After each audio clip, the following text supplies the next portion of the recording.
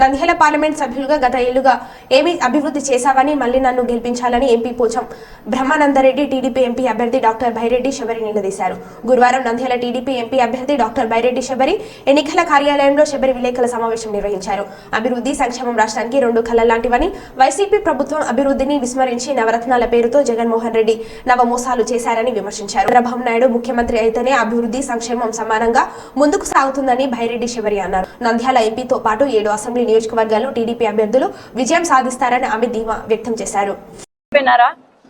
లేదంటే ప్రజా సమస్యల పైన ప్రజల వెంట ఉంటే అవుట్డేటెడ్, ఈయనలాగా కనపడకుండా అడ్రస్ లేకుండా అసలు పోచా బ్రహ్మానందరెడ్డి గారు ఎట్లా ఉంటారో తెలియదు. మన నంద్యాల పార్లమెంట్ కి 5 సంవత్సరాల క్రితము ఆయన కనపడలే, ప్రచారం చేయలే. ఆయనకి ఇచ్చినారు, సీటు గెలిచినాడు, 2.5 లక్షల మెజారిటీతో గెలిచినాడని నిన్న అన్నాడు. మరి 2.5 లక్షల మెజారిటీతో గెలిచుంటే ఆయన ఏం అభివృద్ధి చేసినారు? 2.5 లక్షల మెజారిటీతో నిన్ను నమ్ముకొని ప్రజలు ఓటు వేశారు. మరి మీరు ఏం చేశారు నంద్యాల పార్లమెంట్ కి? మీరు అప్డేటెడ్ గురించి మాట్లాడొద్దండి. ఎవరు అవుట్డేటెడ్? రౌడీజం చేస్తే అప్డేటెడా?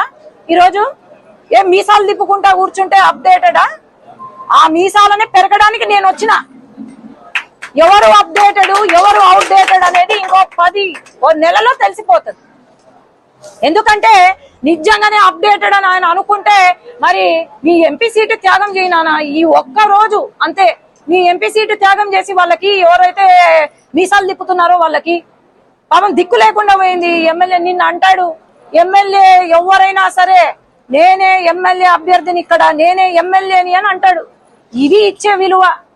పాపం సుధీర్ గారికి చెప్పండి, ఆయన పరిస్థితి కూడా పాత ఎమ్మెల్యే ఆర్తూర్ గారు చొక్కా విప్పి తన్నినాడు ఒక దళిత ఎమ్మెల్యేని. అదే పరిస్థితి ఆయనకు కూడా రాబోతుంది. ఇప్పుడే గుర్తించి పాపము ఆయన వెనక్కి పోతే, కడపకు పోతే బాగుంటుంది. ఎందుకంటే ఇది రౌడీల రాజ్యము. గెలవరు కానీ ఈ 10 రోజుల్లో చుక్కలు చూపిస్తాడు అంతే నేను చెప్పేది.